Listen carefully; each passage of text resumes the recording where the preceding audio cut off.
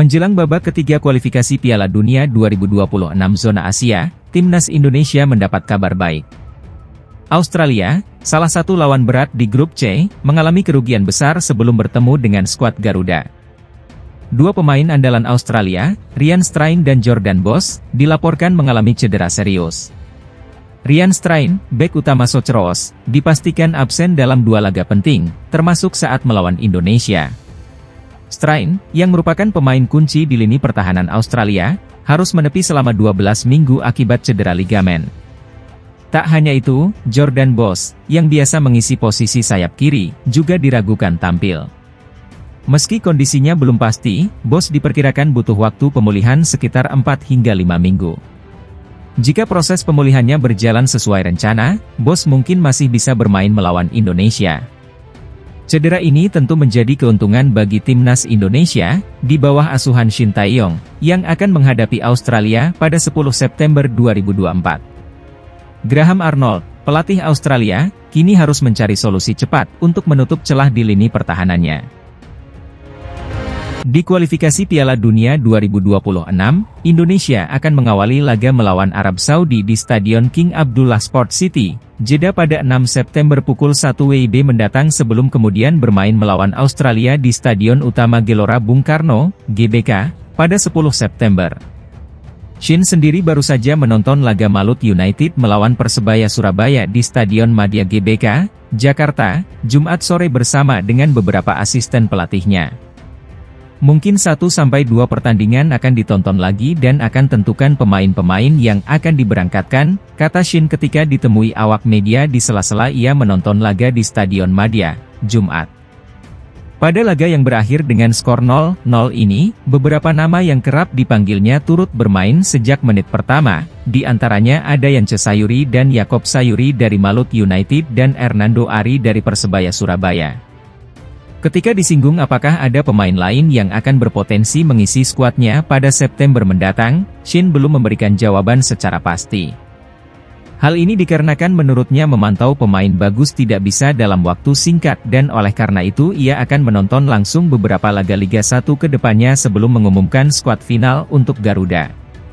Jadi memang posisi pemain timnas tidak gampang untuk dipilih jadi gak bisa juga dengan melihat satu pertandingan langsung tentukan ini pemain YG baik, atau yang saya incar, kata pelatih asal Korea Selatan itu. Jadi gak bisa diputuskan langsung, kalau memang ada pemain yang baik, pastinya harus kejar 2-3 pertandingan ke depannya gimana, baru akan dipilih, kata Shin Tae-yong.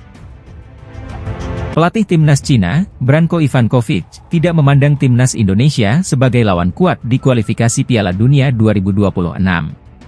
Menurutnya, skuad Garuda sama sekali bukan ancaman di ajang tersebut.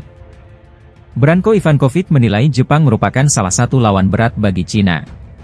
Juru taktik asal Kroasia itu cukup yakin Cina punya peluang untuk mengatasi perlawanan Samurai Biru. Jepang, tentu saja, adalah salah satu lawan berat kami, ujar Ivankovic. Saya mengenal Jepang dengan sangat baik karena saya adalah pelatih di Oman dan kami memainkan pertandingan kualifikasi dengan mereka dan kami mengalahkan mereka di Jepang, katanya. Selain Jepang, Ivankovic menyebut Australia dan Arab Saudi menjadi lawan yang sangat sulit ditaklukkan. Sementara Bahrain dan timnas Indonesia tidak termasuk ke daftar tim yang diwaspadai. Jepang adalah tim yang luar biasa. Sama seperti Australia dan Saudi, tetapi sepak bola adalah sepak bola. Bola itu bulat. Anda tidak pernah tahu apa yang terjadi di lapangan, tukasnya.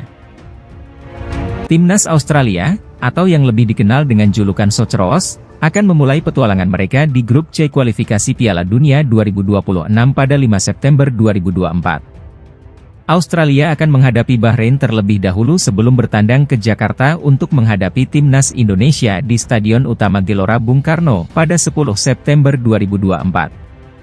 Namun, persiapan mereka terganggu oleh sejumlah cedera pemain kunci. Salah satu kekhawatiran terbesar bagi Socceroos adalah kondisi striker andalan mereka, Apostolos Tamateropoulos. Pemain yang baru saja bergabung dengan Motherwell FC di Liga Utama Skotlandia ini mengalami cedera saat timnya kalah 1-2 dari Rangers. Cedera pada kaki bagian atas ini membuatnya terpaksa keluar dari pertandingan pada babak pertama. Pelatih Motherwell, Stuart Kettlewell, mengungkapkan bahwa kondisi Stamatelopoulos tidak terlihat baik, dengan masalah pada paha yang bisa memerlukan waktu pemulihan lebih lama. Jika proses pemulihan tidak berjalan lancar, striker 25 tahun ini mungkin akan absen dalam laga-laga penting melawan Bahrain dan Indonesia. Selain Stamatelopoulos, dua bek andalan Australia, Jordi Bos dan Ryan Strijn, juga tengah bergelut dengan cedera hamstring.